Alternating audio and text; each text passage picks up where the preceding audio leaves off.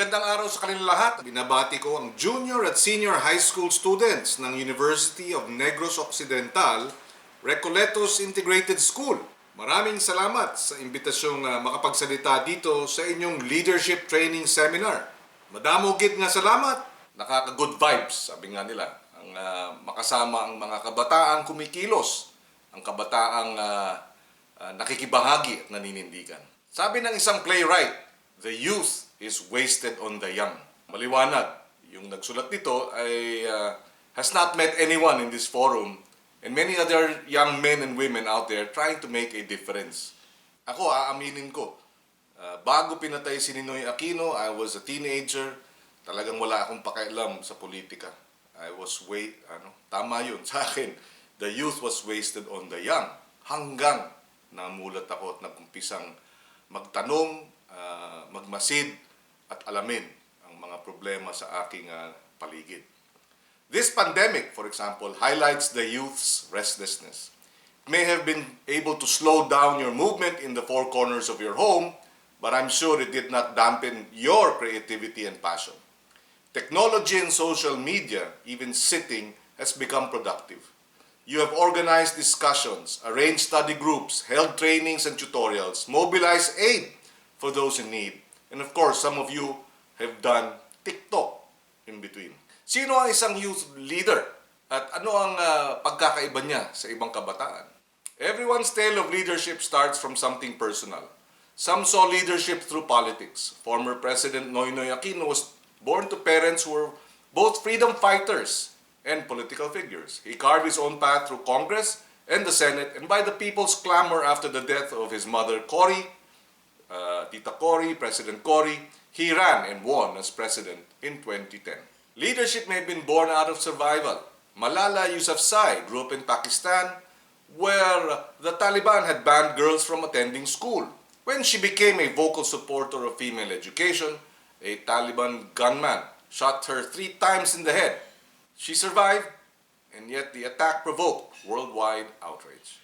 In December 1955, Rosa Parks, an African-American, refused to give up her seat in the colored section of a bus to a white passenger. She lost her freedom and her job as a consequence, yet her action became a powerful symbol of the modern civil rights movement in the US. And Rosa Parks became an international icon just because she refused to get off her seat in the bus. Why does it matter that the youth vote? Because the youth voters comprise a majority of the registered voters for this May 2022 elections. According to the UN Population Fund, the Philippines has the largest generation of young people in history. In the 2019 elections, for example, sabi ng COMELEC data, 40 million Filipinos from ages 18 to 39 will be eligible to vote in the 2022 elections. Kalahati, more than kalahati. Ang laki. Kayo yun. Ngayon, gagamitin ba ninyo yung inyong numero? O sasabihin ninyo, wala naman tayong magagawa. O kaya marami pang nagsasabing wala pa tayong magagawa. Pero ang laki ng numero ninyo. At the Senate, we have pushed for the extension of voter registration until October 31. We delivered a privileged speech last September 14 urging the Senate to adopt Senate Resolution 851, which was to call for the extension of voter registration. This was adopted, and then a joint resolution number 17 was also adopted after that, wherein both houses na ang nagpanawagan ng extension. And finally, our efforts finally bore fruit. People have struggled for our right to vote. Gamitin natin ang kapangyarihang ito. This power, this right must be exercised diligently. There's no such thing as a vote that doesn't matter. Every vote counts. But it has to be a wise vote. The elections will be like a marketplace of candidates. Huwag tayong magpalinlang sa matatamis na salita. Huwag tayong mapalinlang sa magaganda at magagarbong mga komersyal. Daming pera yan. Saan galing lahat yan? Ako, sus Mariosep. Pagalingan pa ng trolls. Pagalingan pa ng mga fake news. Naku, paramihan ng pera. Huwag tayong magpapadala.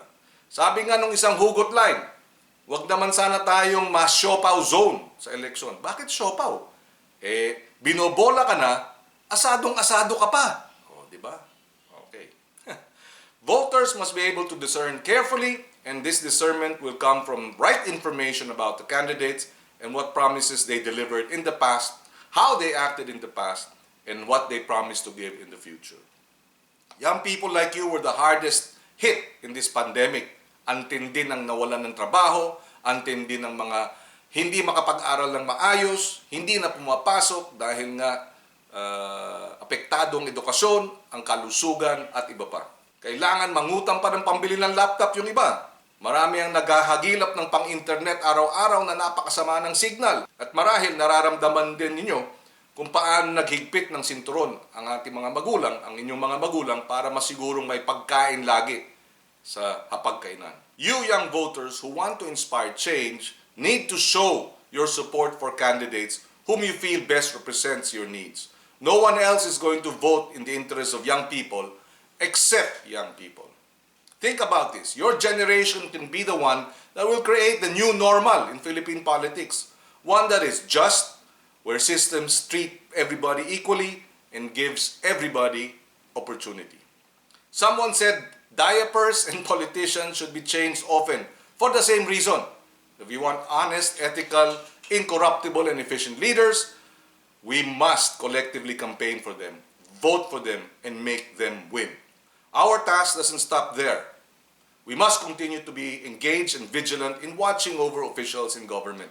Kaya nga mahalaga na maging malusog tayo at hindi magkaroon ng COVID. Please, hindi tayo dapat mawalan ng pang-amoy at panlasa sa katiwaliang nangyayari sa ating paligid. Bakit ba kailangan maging mapagbantay? Hindi ba dapat likas na sa halal ng bayan yung mga public officials ang pagiging tapat? Halimbawa, kung ipinagkatiwala sa iyo ng taong bayan ang budget ng pambili ng face mask, face shield at PPE sa gitna ng pandemya, bakit ka bibili ng mas mahal, expired, substandard, sa isang kumpanyang walang track record o kapasidad? Dahil ba ito ay sa inefficiency, incompetence o sinasadya? Mahaba ang aming pagdinig sa Senado pero unti-unti nang nauungkat ang katotohanan. Kung may papayo ako sa mga witness na humarap sa pagdinig sa Senado, gusto kong sabihin ang binanggit dati ni Abraham Lincoln. Tell the truth and you won't have much to remember. Honesty is a basic ethical and moral virtue. But as the late Senate President 𝐔𝐍𝐑 𝐒𝐿, former President of the Liberal Party, and I quote, "We cannot have a higher standard of ethics in public service unless we have it in the source, in ourselves as a people." A liberal president like myself, the late Senator 𝐒𝐿 was primarily responsible for crafting Republic Act 6713 or the Code of Conduct and Ethical Standards for Government Officials and Employees, which upholds the time-honored principle of public office as a public trust. Ibig sabihin, pagtitiwala ng publiko. This law, amended by Congress to make it more responsive to the times, has been invoked in almost all corruption cases against public officials. Of course, we're not saying that our public officials are incapable of great noble acts. But when they are unable to exercise restraint as they face the lure of worldly gain, they are bound to get diverted from performing their primary duty as public servants. When the youth asks why fight corruption, injustice, human rights violations, the answer is similar to what people say when asked why they climb mountains. Because it is there. Because someone has to do it. Activism has been my love language for our country and our people since I was a teenager. Activism also brought me here now to the virtual halls of the Senate, serving our country, serving our people. Activism is what I teach my children so that they are aware of their rights and know how to fight for themselves and others.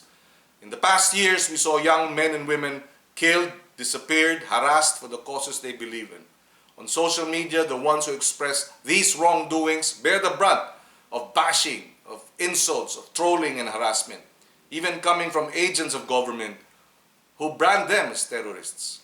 Activists are both catalysts and agents of liberating, transforming, and empowering social change. Sometimes they choose to protest because of the usual venues of grievances have proven to be inadequate. The reality is, freedoms and rights are not always achieved by being prim and proper. Activists stand up and speak out because something is wrong and they seek to address it. It's a misconception that they are just a bunch of noisy hotheads.